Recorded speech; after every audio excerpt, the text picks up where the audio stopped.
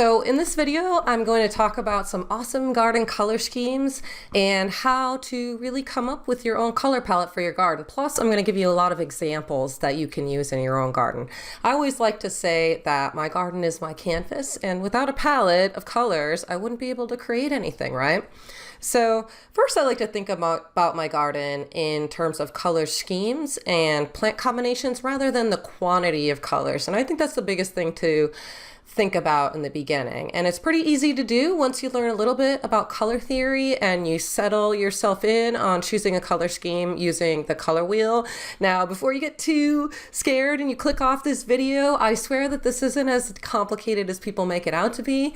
And I want to help make it super easy for you, and you're going to be blown away, I swear. So make sure you stick around.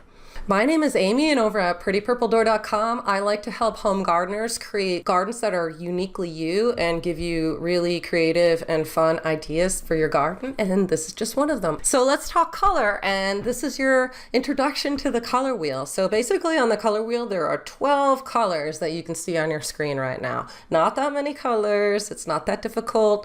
So let's start figuring out a little bit more about these colors so that we can pick our color for our garden.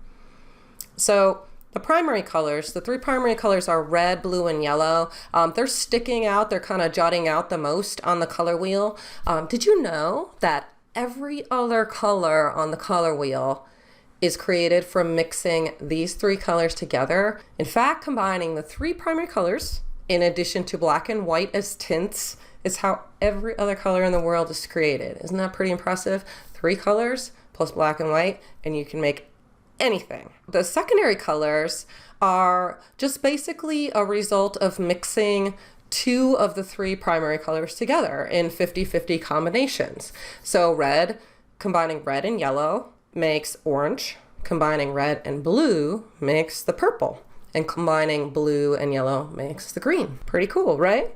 So the tertiary colors, a 50-50 combination of a primary with its secondary color next to it will create these intermediate colors in between. Like you see on the color wheel, red and then orange is one jump away from it. That makes this vermilion if you combine these two together. Same with orange and yellow makes this amber.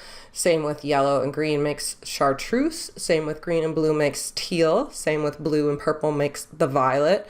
And the purple and red make magenta. Okay, so with just a little bit of knowledge of how the color wheel works, you can use it to create amazing garden color schemes, and I can't wait to show you all of the examples. The first thing that I usually tell people to do is to choose one color. And I know that sounds like restraining and difficult to do, but if you just choose one color, your favorite color, or pick your favorite plant in your garden right now, what color is that plant, and then start there. Just a little FYI, different colors can evoke different types of moods in people. And cooler colors, which are kind of from this green to the purple, they're kind of like relaxing and a more like laid back, cooler color scheme.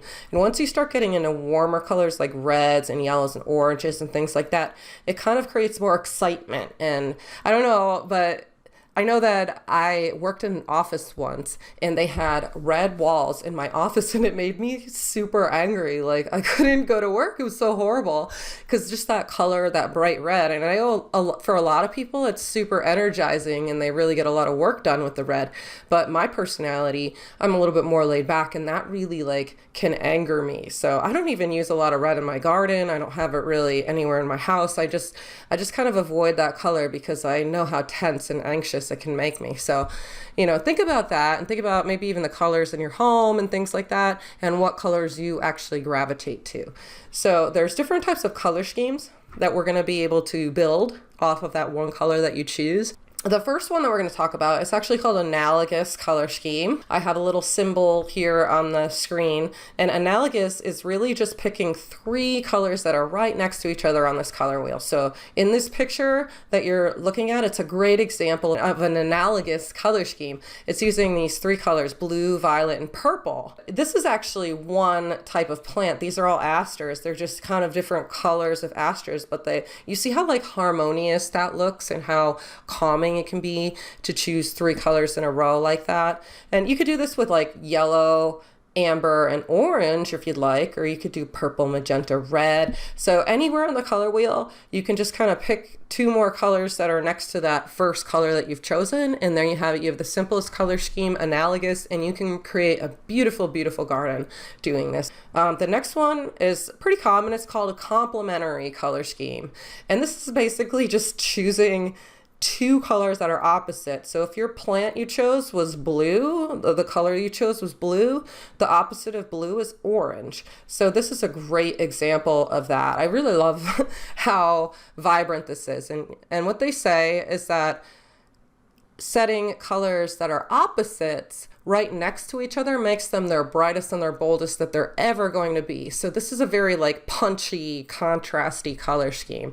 And it's super easy to do. Like if you have like a whole mass or mass planting or a drift of like purple salvia or something like that, and you really just like feel like it's not like amped up enough and you want to add a little punch, you just have to add the opposite of salvia. So purple would be yellow, and that's all you do. So you could kind of use these tips and tricks from the color wheel to modify existing gardens too. So in this example, I know people are going to ask, so the blue is sort of like it's a tulip. I think it's orange emperor, but don't quote me on that. It's some sort of tulip. And then the underplanting of the blue, they're called forget-me-nots. And so let's get into, I'll show you a couple more examples of these complementary. So we did this blue and orange, and then here we have red and green, which is super easy to do because pretty much every plant has green on it. So that's why like adding just red roses to some evergreen plants, it looks so beautiful because they're opposites, red and green. And this is in this picture, it's roses and euphorbia, it's called. And then in the next one over, it's yellow and purple, which is one of my favorites. And to me, it looks like, I don't actually have the exact names of these plants, but to me, it looks like yarrow in the front, the yellow, and then salvia behind that, and then possibly on either side, that looks a little bit like catmint to me. So that's a way that you could implement that in your own garden. So the next type of color scheme, which is my favorite because it just gives you such a huge range of color to work with. They're called complex color schemes. Again, doesn't matter. So here's an example on the screen of a complex color scheme that I have in my very own garden at home.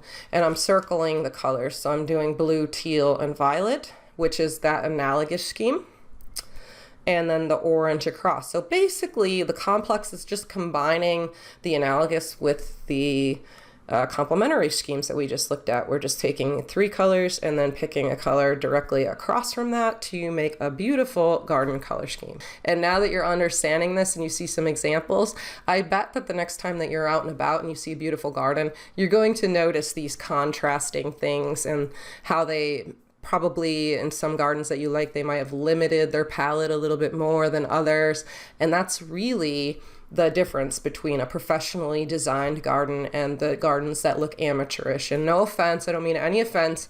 And I know I'll still get comments on this saying, well, I love gardens and I love every color, so gardening should be expression of your own unique idea of what you want it to be. And I completely 100% agree with that. And if you want to go wild and you don't want to pick a color scheme for your garden, I'm not quite sure why you're watching this video, but you're welcome to continue to do that. But if you do want to edit down your wild and crazy color scheme to a complex scheme, you're going to notice a huge change in harmony and flow and unity. And these are a lot of the words that a lot of my students use before they take my courses. They're saying, you know, I don't understand why my garden's not flowing. Nothing feels connected. It's all disconnected, and it doesn't feel like one garden. And this is actually how you would do it. So are you ready for my favorite complex color scheme? I love this picture. I can't wait to show you. Here it is. It's blue, violet, purple, and an opposite of amber. And like, what a stunning combination this makes.